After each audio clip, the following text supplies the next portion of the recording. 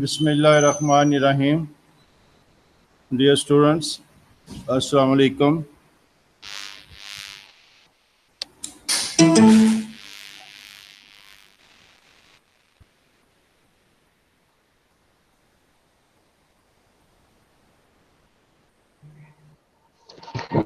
वालेकुम सलाम सर।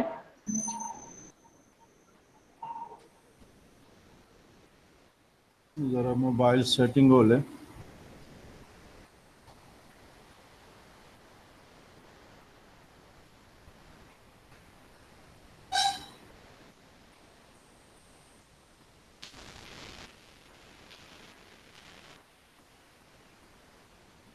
आज हम शुरू करने लगे हैं स्विस कॉन्स्टिट्यूशन पर लेक्चर और एमसीक्यूज।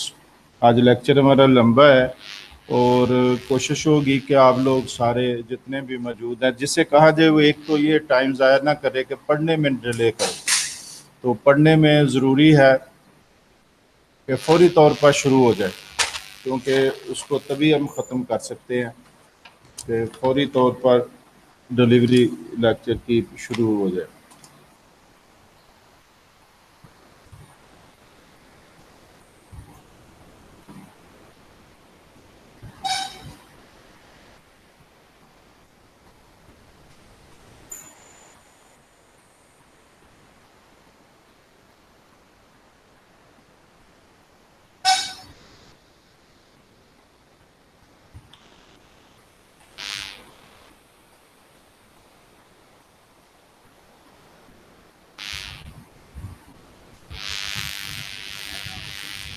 तो सबसे पहले हम शुरू करते हैं। टॉपिक हमारा है स्विस कॉन्स्टिट्यूशन में। ये लेक्चर भी और एमसीक्यू भी हैं। Salient features of Swiss constitution, ये टॉपिक वाइज अब चलता जाएगा और आपके रेगुलर जो काफ़ी लेक्चर इस पर तैयार हैं वो होते जाएंगे। तो ये हमारा ये इसमें देखें पहले।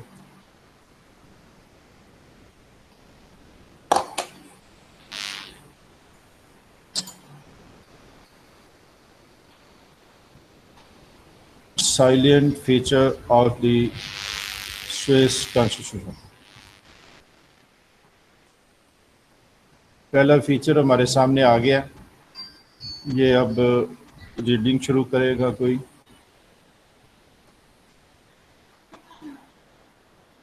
जी बेटा, जो भी मौजूद है वो ज़रा रीडिंग शुरू करे।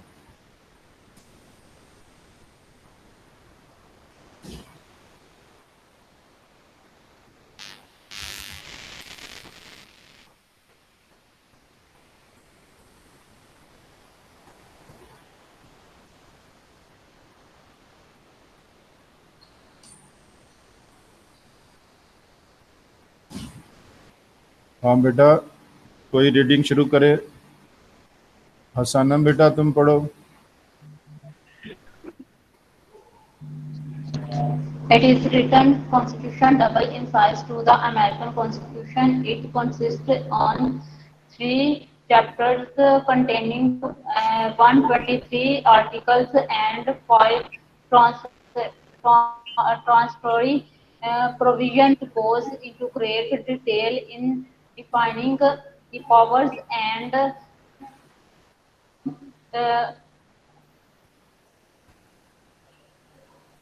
competence of the federal and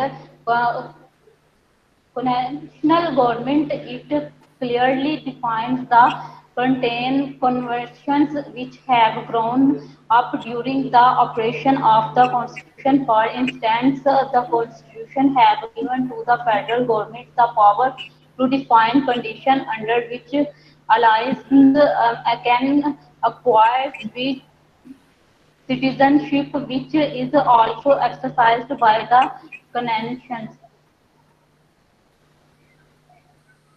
भाई दा Cantons, cantons. कंटोन्स। अच्छा जी, ये थोड़ा सा लेंथी चूँकि लिखा हुआ है और इसीलिए मैं कह रहा हूँ कि इसे पढ़ने की ज़रूरत है बार बार। तो इसी पर मबनी मैंने बनाए हैं एमसीक्यूज वगैरह, इसलिए अब इसमें जो अभी बात आ गई है कि ये रिटन कॉन्स्टिट्यूशन है, एक लेंथी कॉन्स्टिट्यूशन है, और अमेरिका जो कॉन्स्टिट्यूशन था उससे तकरीबन डबल इसका साइज़ है। लेकिन जो अभी अभी कॉन्स्टिट्यूशन हिस्ट्री इसकी पढ़नी है आपने, उसमें 99 में इसमें मुकम्मल टोटल रिवीजन हुई थी, और अब ये काफ़ी ज़्यादा हो चुके हैं, 123 से भी ज़्यादा आर्टिकल है। इसलिए वो भी जो मालूमात हैं साथ साथ मैं बताता जाऊंगा ताकि आपके ज़हन में आती जाए बात कि ये अब ये काफ़ी ज़्यादा आर्टिकल इसमें एडिशन हो चुका है। हर कॉन्स्टिट्यूशन में रिवीजन हुई है, रिवीजन में कुछ ना कुछ ऐड होते गए हैं। 1999 जो रिवीजन है, टोटल रिवीजन जो 1 जनवरी 2000 में ये नाफज हुआ था, तीसरी जो कॉन्स्टिट्यूशन है उनका, तो उसमें ये राउंड अबाउट ये 200 के करीब हो चुके हैं आर्टिकल्स वगैरह। और मेन जो चीज़ है वो वही रही है, जो तब्दीलियाँ आई हैं वो साथ साथ मैं ज़ुबानी आपको बताता रहूँगा, क्योंकि अब रिटन शक्ल में हर चीज़ देना मुश्किल होगा। तो 2 तरह की गवर्नमेंट है वहाँ, एक फेडरल गवर्नमेंट है, एक कंटोनल गवर्नमेंट है।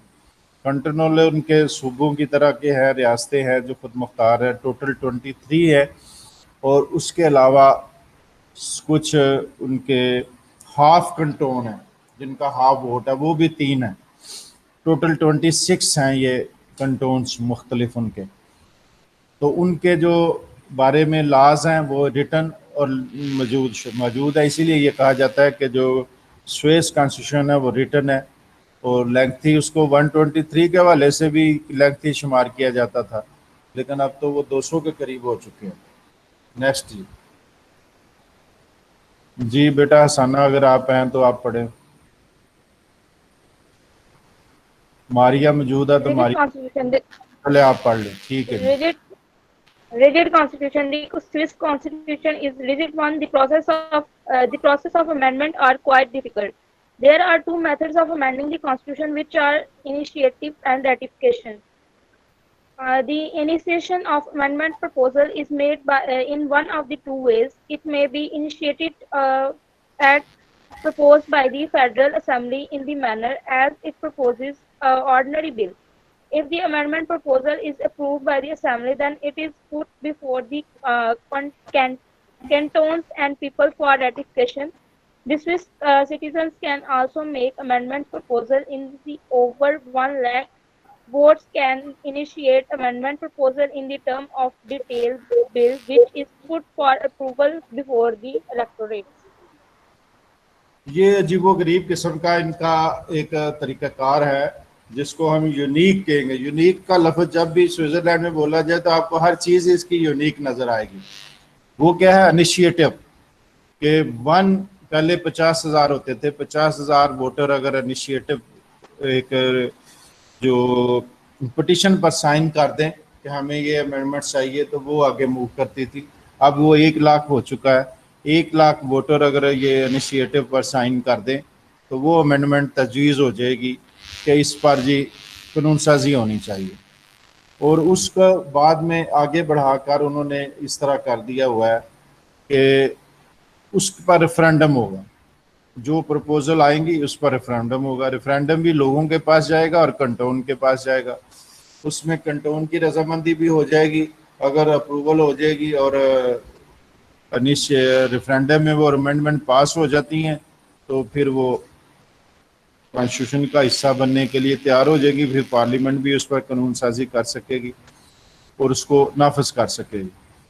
तो ये इनका तरीक़ेकार है। ये बिल्कुल यूनिक किस्म का एक फीचर है जो दुनिया में शायद कहीं नहीं मिलता कि 1 लाख वोटर अगर चाहें तो वो इनिशिएटिव ले सकते हैं कि हमें ये कॉन्स्टिट्यूशन अमेंडमेंट चाहिए। और अब बाज़ मुल्कों में पिटीशन का तरीक़ेकार वहाँ भी मरवज हो गया। आइनी तौर पर नहीं है तो एक पब्लिक प्रेशर के तौर पर आती है बात। इतने लोग साइन कर दें तो फिर जी उनकी पार्लियामेंट सोचने पर मजबूर हो जाती है कि ये क्या तरीक़ेकार है कि हम क्यों ना इस पर अमेंडमेंट करें, हम इस पर लॉ बनाएं। तो ये रिजिड कॉन्स्टिट्यूशन जो था उसमें एक अजीब तरह की ये है कि ये अनोखा तरीका है कि वो इनिशिएटिव लेते हैं लोग और उन इनिशिएटिव की बुनियाद पर रेफरेंडम भी हो जाता है। तो ये हम इसमें देखते हैं स्विट्जरलैंड के कॉन्स्टिट्यूशन में। इस पर आपको एमसीक्यू थोड़ी देर बाद पेश करते हैं। जी ये बेटा पढ़ें।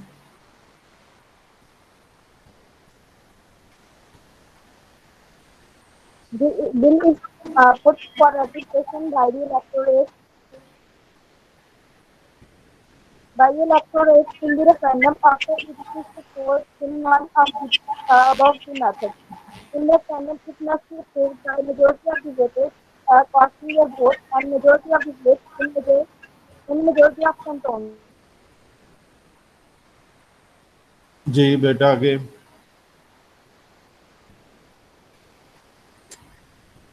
आगे पढ़ें भाई।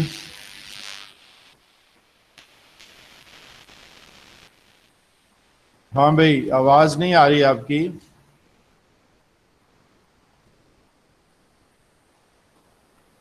A canton has one vote and half canton has half vote.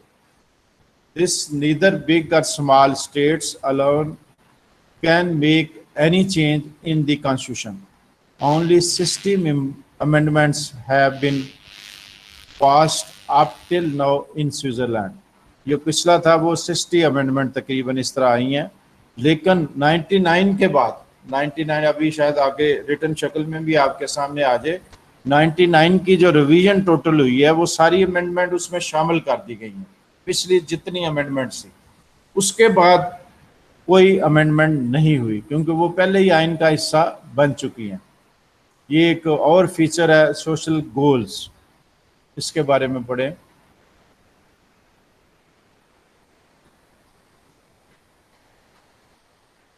जी बेटा रीडिंग करें इसको।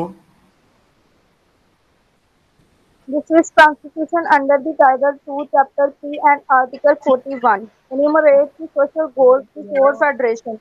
It has been laid down in the Article 41 that the ratification and that the federation and cantons will ensure that every citizen should have the benefit of social security, health care, protection of families, fair and adequate employment, and conditions of work and housing and education, including continuing education. The children and young people are to be encouraged in their development to become independent and socially responsible persons, and they are to be social culture and political integration. हाँ जी यहाँ तक ही था आपका। Slide पूरी नजर आ रही है आपको? जी बेटा आपकी आवाज नहीं अब आ रही। ये सोशल गोल जो है ये भी एक यूनिक फीचर है। ये उन्होंने अपना टारगेट सेट किया हुआ है और मैंने इस पर एक एमसीक्यू भी आपको दिया हुआ है कि ये सोशल गोल किस तरह के है। तो सोशल गोल के नाम से ये उसी तरह की चीज़ें हैं जैसे आपके कॉन्स्टिट्यूशन में प्रिंसिपल्स ऑफ पॉलिसी हैं। तो उन्होंने कहा जी ये चीज़ें हम स्कोर करना चाह रहे हैं, ये चीज़ें हम गेन करना चाह रहे हैं। तो वो उन्होंने क्या दिया है कि प्रोटेक्शन ऑफ फैमिली है, हेल्थ केयर है, सोशल सिक्योरिटी है, जो तकरीबन दुनिया के हर मुल्क में सोशल सिक्योरिटी के नाम से मौजूद है। कंडीशन ऑफ वर्क है, housing and education including in continued education के एजुकेशन को जारी रखने के बारे में। Children and young people are to be encouraged in their development to become independent and social responsible persons। तो ये उनके सोशल गोल्स का तस्करा उनके कॉन्स्टिट्यूशन में मिलता है एक साइलिएंट फीचर के तौर पर, यहाँ हमने जिक्र किया। उसके आगे बहुत सी चीज़ें हैं जो एमसीक्यू में आएंगी, जो बहुत सी चीज़ें हैं जो क्या उन्होंने गोल तस्वर किए थे, उसका स्टेटस क्या है। तो नेक्स्ट आपका आ गया रिपब्लिकन कॉन्स्टिट्यूशन। जी बेटा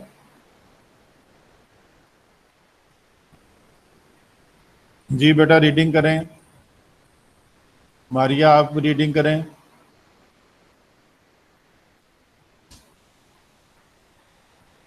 जी बेटा आप जी। हसाना बेटा आप रीडिंग करें। फौरी तौर पर रीडिंग शुरू कर दिया करें, ये टाइम वेस्ट ना किया करें।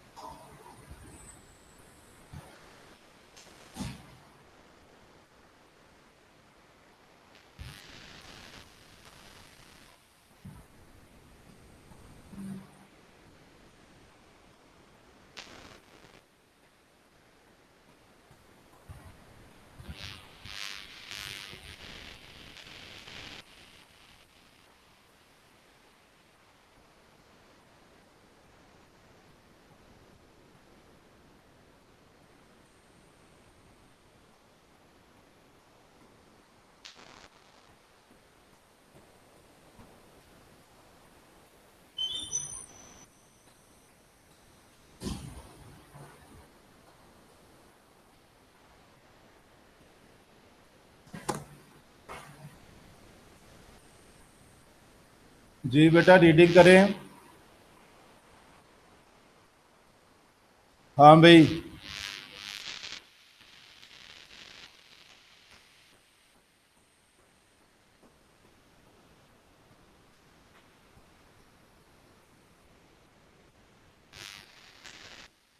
जी बेटा रीडिंग करें।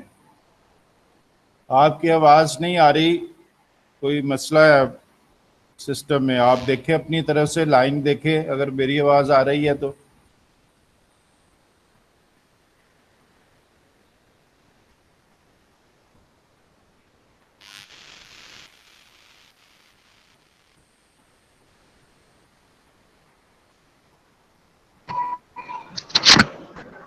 Hello.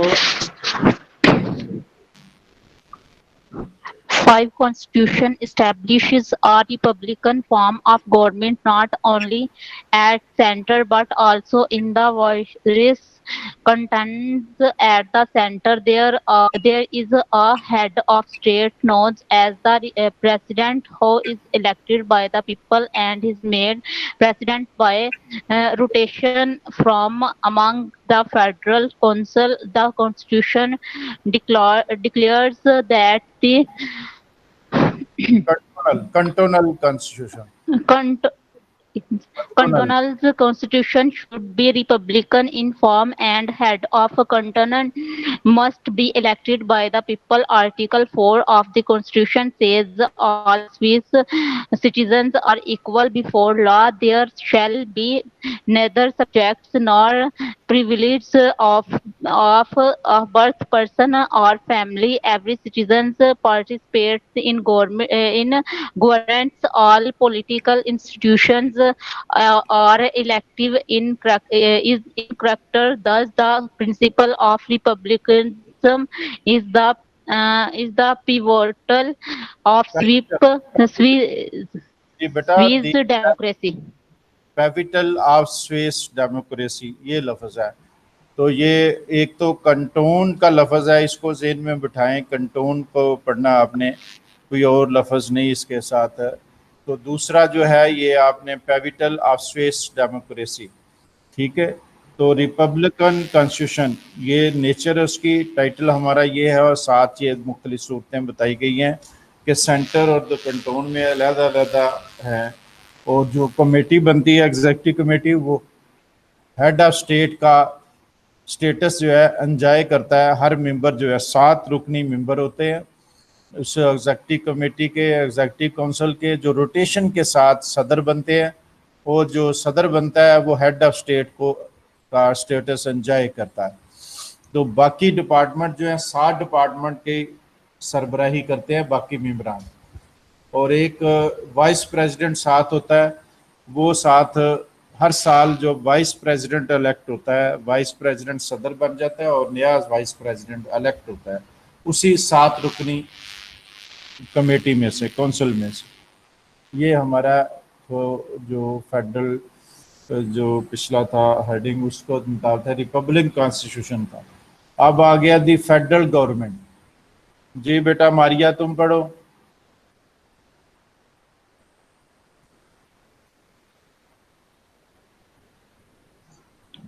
Switzerland is a federation, though it is known as Swiss Confederation. It consists of 26 units. Among them are full cantons, while 6 are half cantons. The federal government is weak and has delegated power with autonomous cantons. In other words, the power is not vested in central government and not prohibited in the cantons. The power is distributed among the federal government and cantonment governments. The federal government has only those powers which are granted by the constitution, and residual powers are vested with cantons. इसमें होने वाली कौन सी बात है भाई? On the federal government and canton governments, आगे क्या है? The federal government has only those powers which are guaranteed by the constitution and residue powers are vested with cantons. तो इसमें जो बात है फेडरल गवर्नमेंट का ढांचा एक तरह का बताया गया है कि 7 रुकनी एक मेंबर होते हैं, जो एग्जेक्टिव कमेटी कहलाती है वो ही बेसिकली फेडरल गवर्नमेंट है, और एक सदर बन जाता है, एक वाइस प्रेसिडेंट बन जाता है, बाकी जो है मुख्तलिफ डिपार्टमेंट को हेड करते हैं, और टोटल 26 है। उसमें 23 जो है फुल कंटाउन है और 6 जो है हाफ कंटाउन है, इसलिए टोटल फिगर यही गिनी जाती है कि 26 कंटाउन है।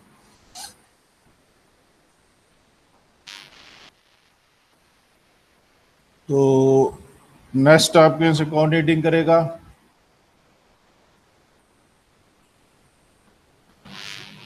हाँ जी, ये पढ़े भाई। No judicial review over federal laws. जी बेटा कोई और पढ़े?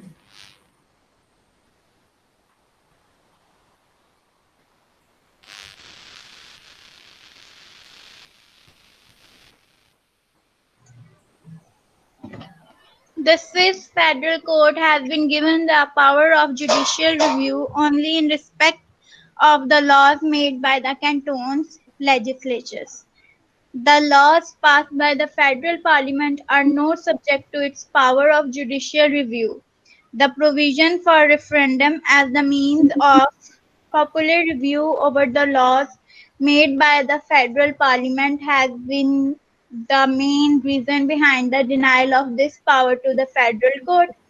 However, for protecting the sanctity of the federal constitution, it has been given the power to review the constitution and laws of the cantons and declare all such measures as ultra vires which it finds to be in conflict with the Swiss constitution.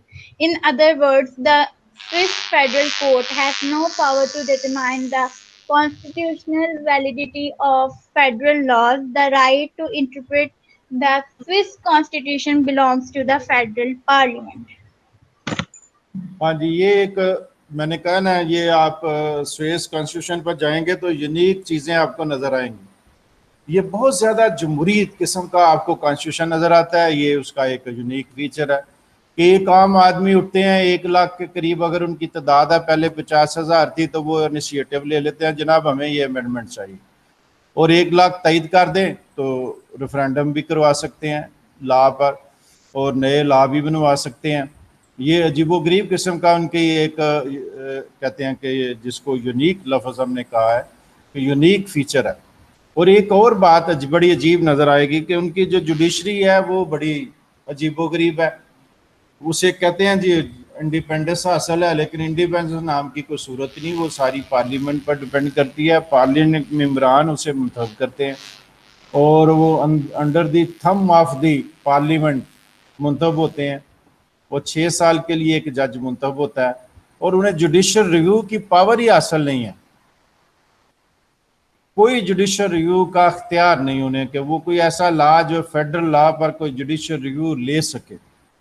ये अमूमन नहीं होता। जमहूरी मुल्की जो America है वहाँ भी जुडिशियल रिव्यू है, पाकिस्तान है यहाँ भी जुडिशियल रिव्यू है, और भी बहुत सी मिसालें दी जा सकती है, लेकिन स्विस कॉन्स्टिट्यूशन में जुडिशियल रिव्यू का कॉन्सेप्ट मौजूद नहीं है फेडरल लॉ पर।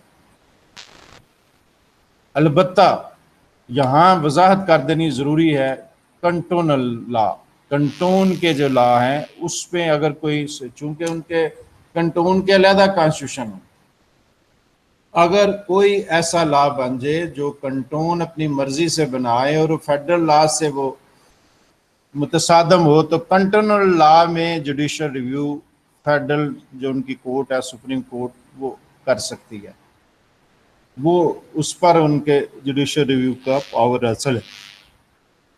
ये भी एक अजीबोगरीब बात है उनके कॉन्स्टिट्यूशन की, जो दीगर बाकी में कम मिलती है, और ये एक बहुत बड़ा अख्तियार होता है जुडिशरी के पास कि कॉन्स्टिट्यूशन के ख़िलाफ़ जो कोई बात है उसे वो रिव्यू कर सके।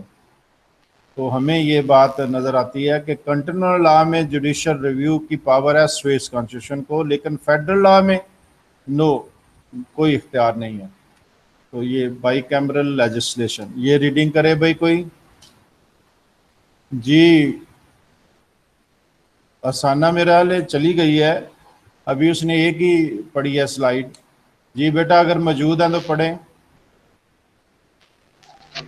The Swiss Federal Assembly is a bicameral legislature which is composed of Council of States and the National Council. The Council of State consists of 44 members, two from each full canton and one from each half canton, elected by respective canton. Their method of election and the term of the office is decided by the cantons.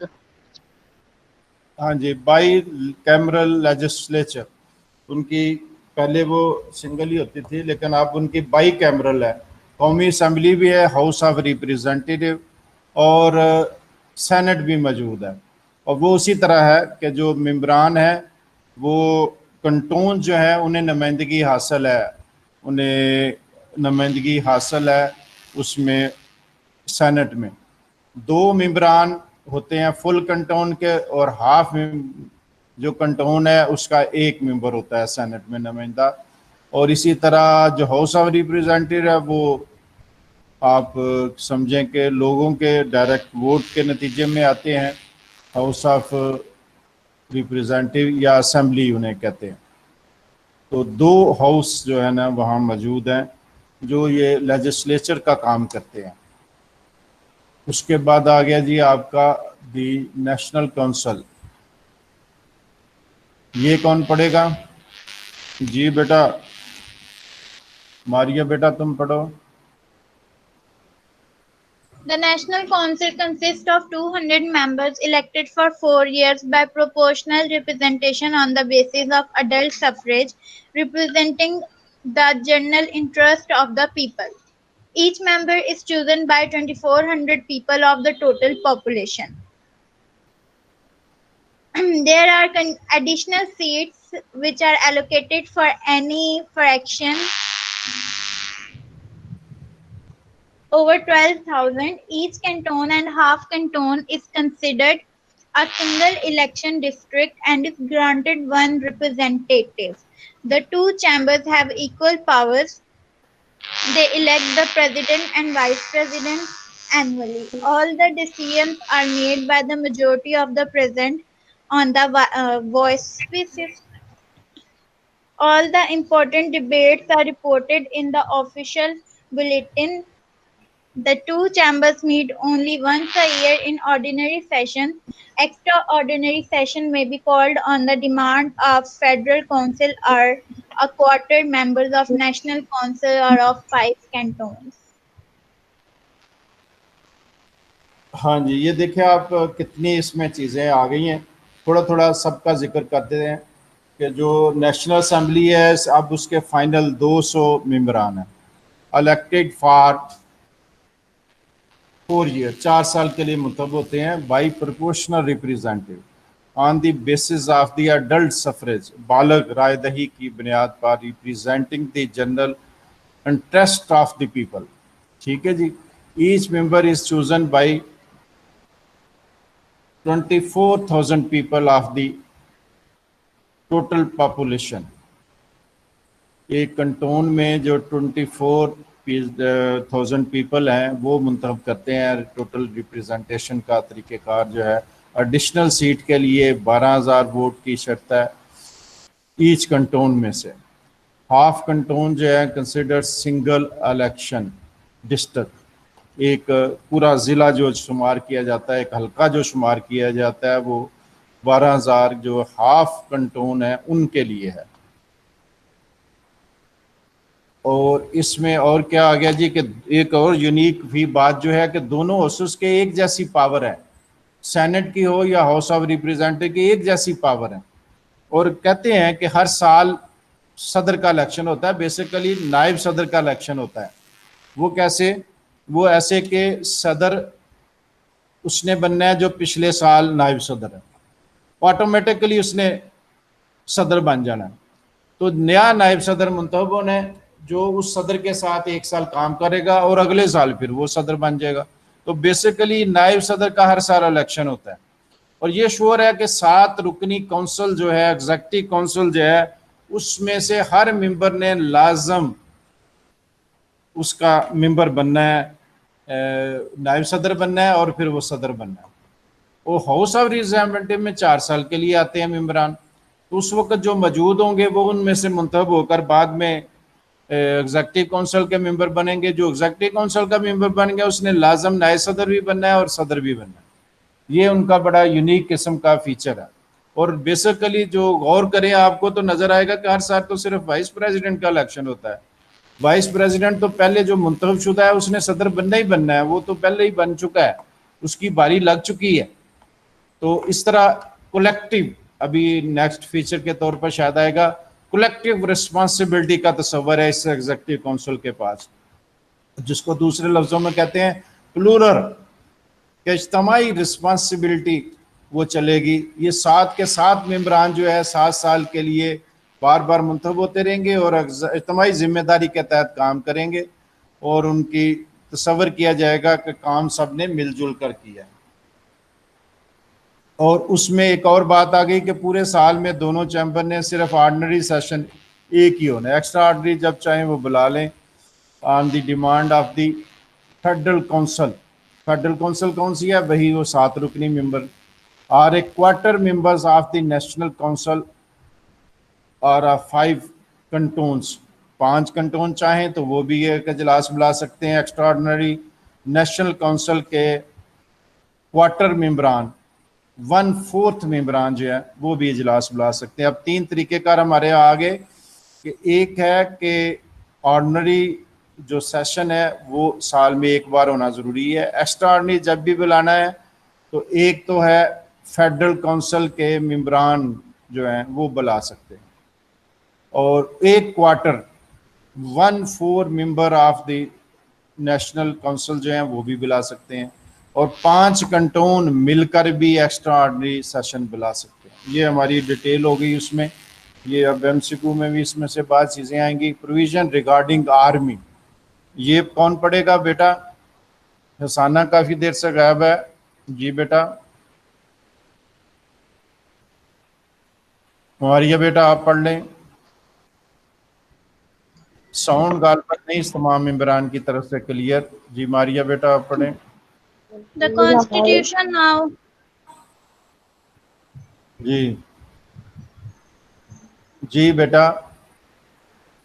Army.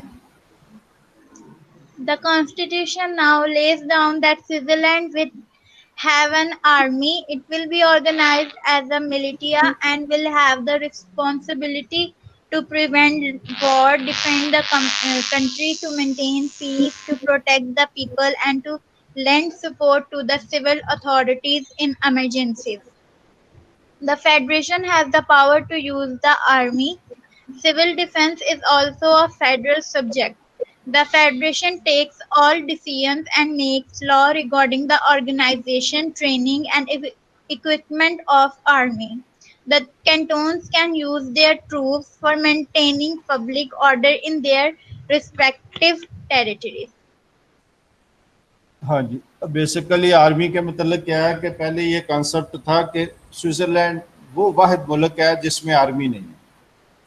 अब इसमें army अभी भी regular army नहीं है। ये अभी आपने एक लफ्ज़ पढ़ा है, ये लफ्ज़ है मलेशिया।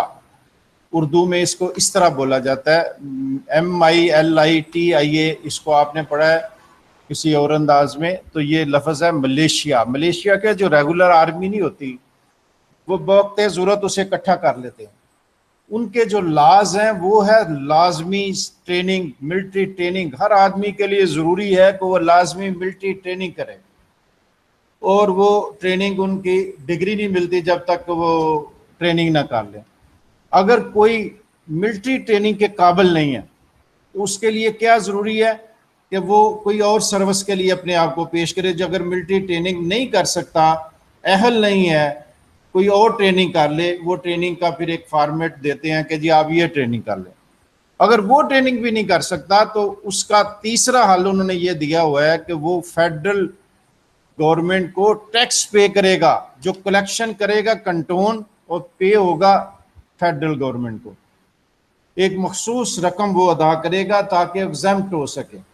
अदरवाइज एग्जाम्पशन की कोई सूरत नहीं है। तीनों में से ये एक चीज़ करनी पड़ेगी। पहली तो ये बात अब रेगुलर आर्मी नहीं है, मलेशिया है कि जब जरूरत होती है उसे इकट्ठे कर लेते हैं, कहते हैं जी जरूरत पड़ गई आ जाए।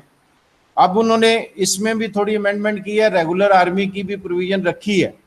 अब उसमें उसके पर्पस जो तय किए हैं यहाँ उनका जिक्र है कि वो क्या पर्पस है, कि वो पर्पस है कि वो मुल्क को पीस मेंटेन करना है, टू डिफेंड द कंट्री, मुल्क का दफा करना है। बेसिकली उन्हें दफा की जरूरत नहीं पड़ती, बेसिकली उन्होंने अपने आप को न्यूट्रल स्टेट डिक्लेयर किया। न्यूट्रल स्टेट से मुराद गैर जनमदार है। वो ना किसी मिलिट्री अलायंस में शामिल होते हैं, ना किसी कंट्रोवर्सी मिलिट्री जो है उसमें इन्वॉल्व होते हैं। बाकी मुल्कों से उन्होंने तल्लुकात अच्छे रखे हुए हैं। बेसिकली वो तो यूएनओ के मेंबर भी बनने को तैयार नहीं थे, लेकिन ये बाद में उन्होंने यूएनओ में शिरकत कर लिया, लेकिन किसी कंट्रोवर्सी में इन्वॉल्व नहीं होते। वो सिर्फ उन्होंने अपने आप को बाकी ममालिक के साथ एक लिंक बनाने के लिए उसमें शमूलियत तो अख्तियार कर लिया अक़वाम मुत्तहिदा में, लेकिन किसी कंट्रोवर्सी में इन्वॉल्व नहीं होते। अब आर्मी के जो मकसद उन्होंने तय किए हैं वो आपके सामने, defend the country, to maintain the peace, to protect the people and to lend support to the civil authorities.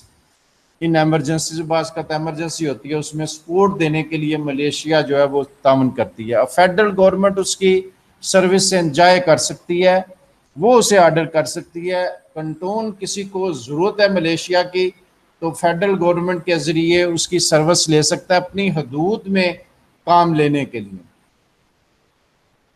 और ये सारिया सिविल डिफेंस एक बहुत बड़ा शुबा है उनका, लेकिन वो भी फेडरल सब्जेक्ट है, वो कंटोन का सब्जेक्ट नहीं है, वो फेडरल सब्जेक्ट है। फेडरल गवर्नमेंट उसमें फैसला ले सकती है कि सिविल डिफेंस जो है ना उसके लिए हम ये लॉज बना रहे हैं और ये काम कर रहे हैं। तो ये मुख्तलिफ सूरत है। बाकी ट्रेनिंग के बारे में, इक्विपमेंट के बारे में फेडरल गवर्नमेंट डिसीजन लेती है। अब बाकी आखिरी बात वही है, cantons can use the troops of militia for maintaining of public order. तो वो क्या करेंगे कि वो फेडरल गवर्नमेंट को रिक्वेस्ट करेंगे तो वो फिर उन्हें दे देगी, इजाज़त दे देगी उसको इस्तेमाल करने के लिए। ये उनके आर्मी के बारे में रूल है। नेक्स्ट आ गया सिविल राइट्स एंड लिबर्टीज़। इस पर बात करें, जल्दी से रीडिंग करें।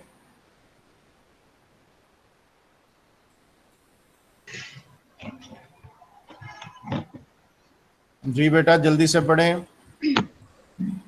The Swiss Constitution contains no formal Bill of Rights. Sir, I am a SLT class. Contains no formal Bill of Rights, but there are a number of provisions in the Constitution which grant rights and liberties to the Swiss citizens. The corresponding duties of individuals are also set forth. The Constitution guarantees the equality before law, freedom of consciousness and belief, freedom of religion, liberty of press, the right to form association, right to property, and right to petition. These rights are not unfettered as they are subject to certain limitations. These rights cannot be used in a way detriment to the interest of the people. These rights are safeguarded by the federal tribunal under the ordinary law of the country. अब एक तो बात आपको ये इस सिलसिले में clear करनी है कि स्विस कॉन्स्टिट्यूशन जो है उसमें बिल ऑफ राइट पहले शामिल नहीं था। ये 99 में जो टोटल रिवीजन ऑफ कॉन्स्टिट्यूशन हुई है उसमें ये शामिल हुआ है। और अब ये इसमें बहुत सी चीज़ें हैं जो बेसिकली हर मुल्क में जिस तरह सिविल लिबर्टीज़ हैं, सिविल राइट्स हैं, उसी तरह ये भी शामिल हो गया बिल ऑफ राइट। और इसमें वो तमाम सहूलतें मौजूद हैं, जो राइट्स मौजूद हैं जो ज़रूरी समझे जाते हैं। राइट ऑफ एक्सप्रेशन है, राइट ऑफ रिलीजियस है, राइट ऑफ एसोसिएशन है। तो ये सारी चीज़ें इसमें शामिल है। ये 99 में शामिल हुआ है, 1 जनवरी 2000 में ये नाफज हुआ था। ये सारी अमेंडमेंट में शामिल हो गया, बिल ऑफ राइट भी शामिल हो गया।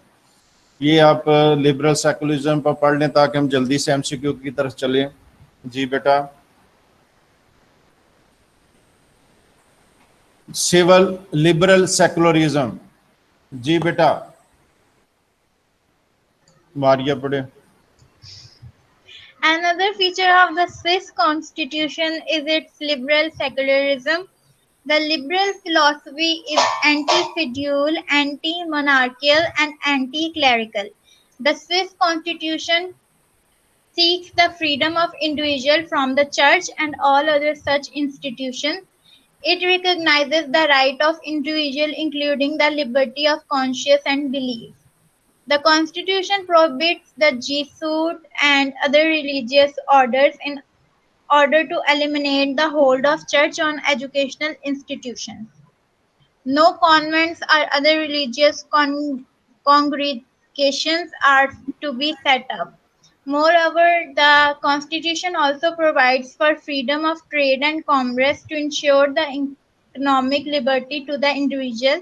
The people are engaged in liberal professions and earn their living mainly from cottage industries and tourism.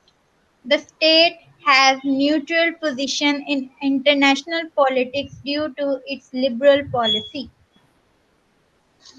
हाँ जी, अब लिबरल सेकुलरिज्म, सेकुलरिज्म बेसिकली है गैर मजहबी। पहले ये चर्च के ताबिया सारी रियासतें होती थी, लेकिन अब उन्होंने एक तरह का सेकुलरिज्म का लफ्ज़ इस्तेमाल करके एक अपने आप को एडवांस किस्म का सेकुलरिज्म कह दिया। हम चर्च से आज़ादी देते हैं, चर्च से आज़ाद हैं, ये मजहबी तौर पर किसी कोई ख़ास मज़हब हमारा नहीं है, लेकिन बेसिकली ये सारी क्रिश्चियन रियासतें हैं, लेकिन जिनके कॉन्स्टिट्यूशन जो है लिबरल सेकुलरिज्म की बात कर रहा है। प्रोविजन रिगार्डिंग लैंग्वेज, लैंग्वेज ये एक और यूनिक किस्म का इनका शोबा है कि 4 ज़बानें हैं इनकी, 3 ऑफिशियल लैंग्वेज है, चौथी भी बवक्त ज़रूरत बोली जा सकती है, चौथी बड़ी ज़ुबान के तौर पर। ये बाज़ मुल्कों में एक ही लैंग्वेज होती है, बाज़ में हमारा जब पाकिस्तान इकट्ठा था तो 2 लैंग्वेज होती थी, और ये स्वेस जो है ये उससे भी अजीब तर आपको नज़र आएगा कि 3 बड़ी लैंग्वेज है और 2 ज़ुबानें सीखनी हर शहरी के लिए लाजम है 3 में से, और 3 ऑफिशियल हैं। चौथी लैंग्वेज जो जर्मन और दूसरी कौन सी हैं अभी सामने आ जाती हैं, तो इटालियन है, रोमन है। रोमन जो है वो चौथी लैंग्वेज है। सिर्फ रोमन बाशिंदे अगर आपस में कम्युनिकेट स्किल करना चाहें तो वो ऑफिशियल लैंग्वेज का दर्जा, उनके साथ जो रिलेशन होंगे वो उस लैंग्वेज में होंगे, तो तब उनका है। अदरवाइज 3 ऑफिशियल लैंग्वेज हैं, फ्रेंच, इटालियन, जर्मन। और रोमन जो है वो रोमन लोगों से कम्युनिकेशन के लिए इस्तेमाल होती है, तब वो ऑफिशियल लैंग्वेज का दर्जा इख्तियार करती है। ये मैं मुख्तसर तौर पर बता रहा हूँ प्रोविजन रिगार्डिंग लैंग्वेज, ताकि आगे चलें, क्योंकि बहुत सा रहता है। और नया लेक्चरार जो तशरीफ ला चुके हैं, इलेक्टेड जुडिशरी, ये एक बड़ा और यूनिक फीचर है। तो उनकी जुडिशरी इलेक्टेड है। इलेक्टेड होना कोई आज़ादी की अलामत नहीं है, बल्कि मैं समझता हूँ वो अब जुडिशरी के जो है ताबिया हो गई है पार्लियामेंट के, तो उनकी मर्जी से मुंतखब होंगे। ये कोई अच्छी अलामत नहीं है। इसीलिए कहते हैं कि जुडिशरी जो स्विट्ज़रलैंड की है वो इतनी बाख्तियार नहीं है, वो जुडिशल रिव्यू की पावर इस्तेमाल नहीं कर सकती। लेकिन इलेक्टेड जुडिशरी है, उसका इलेक्शन होता है और बाकायदा मुंतखब होते हैं वो, और 6 साल के लिए मुंतखब होते हैं। पीरियड उनका 6 साल का है। नेक्स्ट, रूल ऑफ लॉ, ये पढ़ें भाई जी बेटा। The Swiss constitution accepts the principle of rule of law. Its Article 5 specifies its meaning. Law is the basis of all activities. Number 2, law alone can place limitation on all activities. Number 3, state activity must be in public interest and in proportion. Number 4, state institutions and private persons must act in good faith. Number 5, the federation and cantons always respect international law. Further, Article 8 of the Constitution grants to all citizens the right to equality before law. It also provides for social equality of men and women and special legal protection for disabled and disadvantaged people. अब ये इसमें rule of law में ये 5-6 point जो हैं ये लाजम आपने जेहन में रखने हैं। ये आप MCQ आते हैं तो उसमें भी क्लियर जो 5-7 मिनट हम दूसरे टीचर के ले लेते हैं, क्योंकि हमारा शुरू में कुछ टाइम ज़ाया हुआ है। Dynamic constitution. ये पढ़े भाई।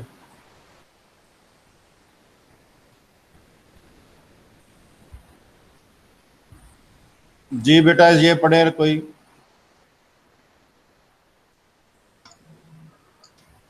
This is Constitution is a living document and is present a standard example of adaptability. It has always adapted itself with the changing circumstances and requirements of the time, and kept pace with the social aspiration of the people. The institution of referendum and initiation are the main dynamic agencies to develop the this constitution. Twice it was forced to change.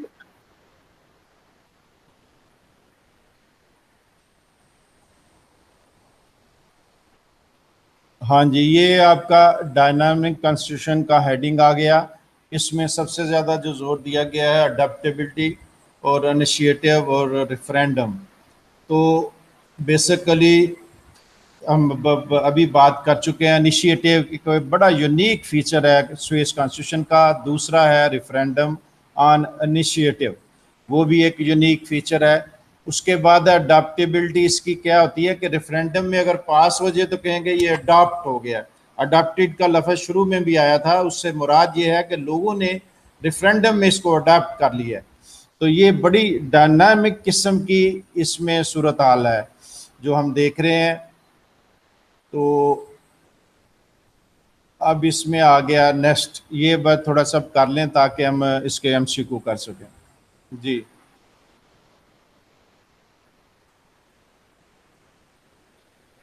जी बेटा जल्दी जल्दी बस reading किया करें। जी बेटा।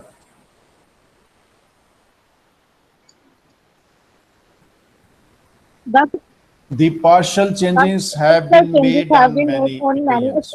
The Constitution introduced constitutional initiative in 19। हाँ जी बेटा यहाँ से शुरू कर। 1891. हाँ जी, ये 1891 में इंट्रोड्यूस हुई। Department in 1940. जी। Proportional representative in 1980. Treaty referendum. Administrative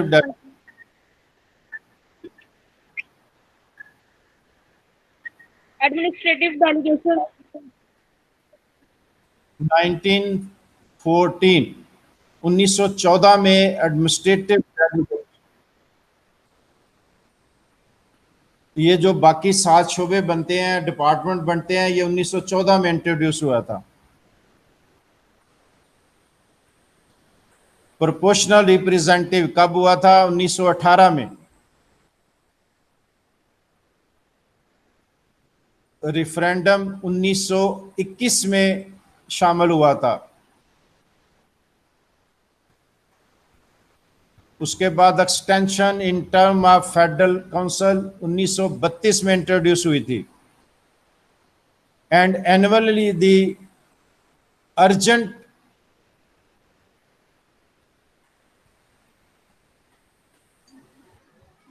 Aristides decree.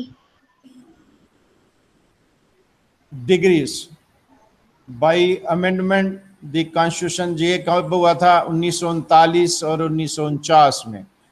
All this power that the Swiss constitution is dynamic by taking popular action so the people become sovereign in regards to the constitution which is the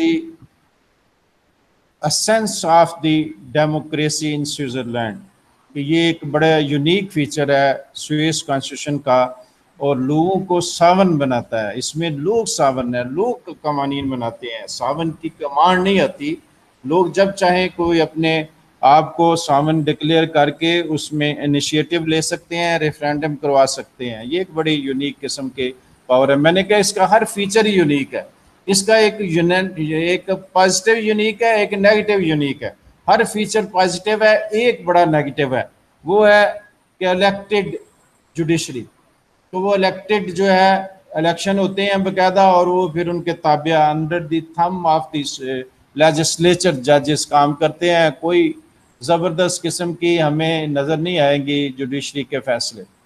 MCQ session जल्दी से कर लें। जी बेटा, number 1।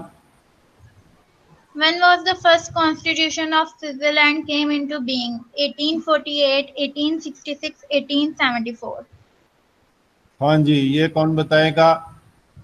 Simple सा है, सबसे पहला आया था 1848 वाला। जी next. When was the constitution of 1848 was wholly revised? 1866, 1891, 1874. कब होली रिवाइज हुआ था? इन तीनों में से, पहले इन तीनों में से बताना है, फिर बाद में बात होगी। 74. 74 में टोटल रिवाइज ये हुआ था, उसके बाद भी एक रिवीजन अभी आएगी आपके सामने। When was the right of initiative was introduced in Constitution of Switzerland? 1866, 1874, 1891. हाँ जी, अभी हमने थोड़ी देर पहले ये पढ़ा है। क्या? जी बेटा, 1891.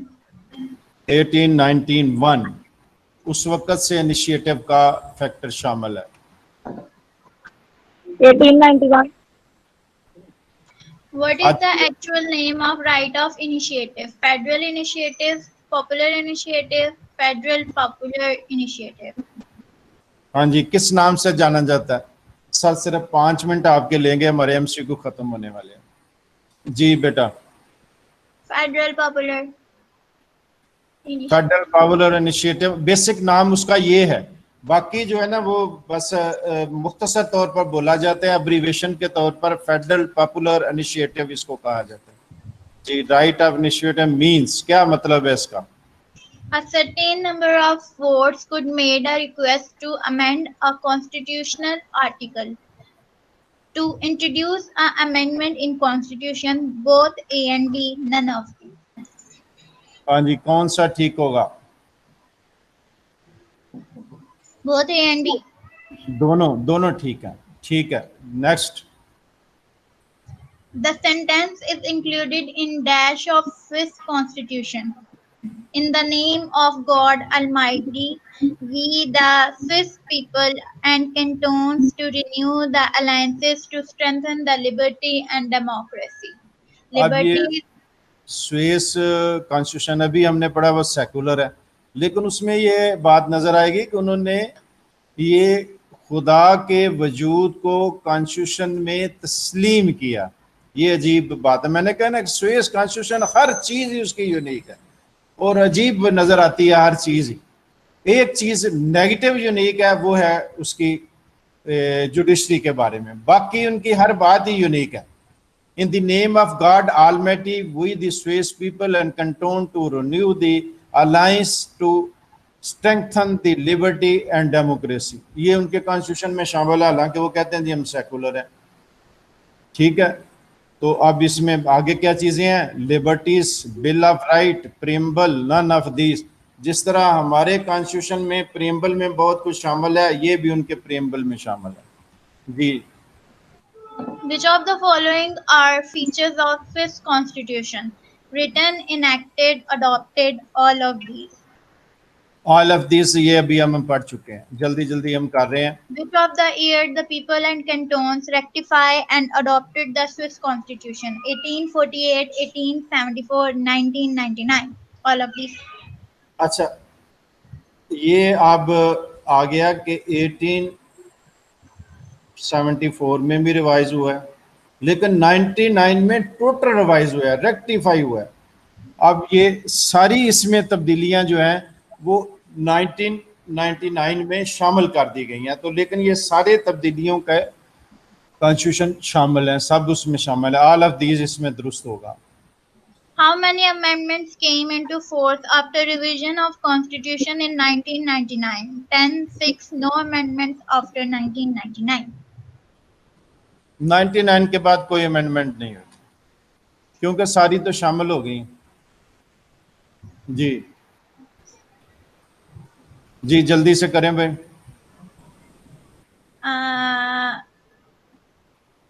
ये MCQs आगे पीछे हो गए। अच्छा जी, ये क्या हो गया? इसके अगले वाली स्लाइड करें। जी आगे आ जाए, इस पर आ जाए। Swiss constitution is known as rigid, flexible, partial rigid, and partial flexible.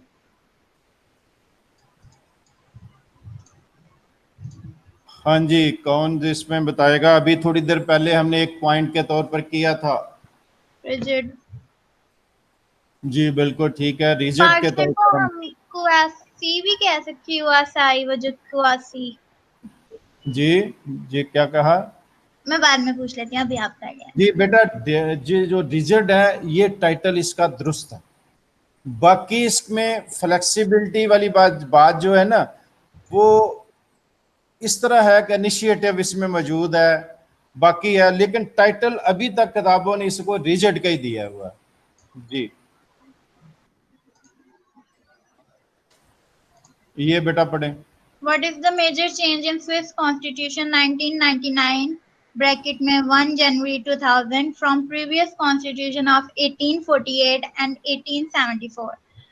No major change included detailed Bill of Rights, exclusion of preamble, introduced the right of initiative. हाँ जी, क्या मेजर चेंज क्या थी 1999 में जो 1 जनवरी 2000 को शामिल हुई, नाफज हुई? Included detail bill of right. ठीक है, ये अभी थोड़ी देर पहले किया, भूल गए आप? जी, under what title number? Under what title number and chapter number the Bill of Rights is included in Constitution of 1999? Title आगे number आप। 1, Chapter 1. Title number 2, Chapter 2. Title number 2, Chapter 1 and 2. None of these. 1, 2.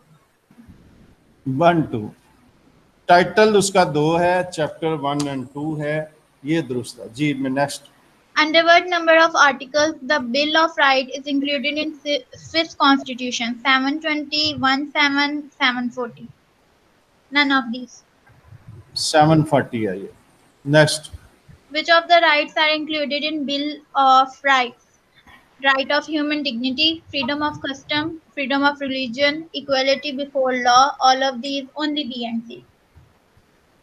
हाँ जी, कौन सा दुरुस्त है, इस पर थोड़ा सा सोचें, और जवाब आपका है all of this. Which right isn't included in Bill of Rights? Freedom of expression, freedom of media, freedom of association, single citizenship, only C and D, all of these. सिर्फ एक फीचर है जो शामिल नहीं है बिल ऑफ राइट में, वो है सिंगल सिटीजन का। वहां स्विट्जरलैंड में डबल सिटीजनशिप है ऑप्शन। अब या इसमें क्या जवाब आ गया? सिंगल सिटीजन का ऑप्शन शामिल नहीं है। जवाब ये है, ये नहीं लिख देना कि डबल सिटीजनशिप। जी विच, जी पढ़ें। Which rights are included or not included in Swiss Constitution? Domicile, property, economic freedom, judicial protection, all are included. None of these are included. कौन सा? सब शामिल है, ऑल आर इंक्लूडेड, ये सब बिल ऑफ राइट में शामिल है। What are the other social goals provided by Swiss Constitution? Condition of work, housing, education, to become socially responsible person, all of these, none of these. ये मेरा हाल है सारे social goal में शामिल है, ऑल ऑफ दिस। जी Which of the following isn't secured in social goals? Social insurance covering old age, illness, accidents, migration, none of these. एक चीज शामिल नहीं है, कौन सी है वो? Migration. Which purpose is included in the Swiss Constitution?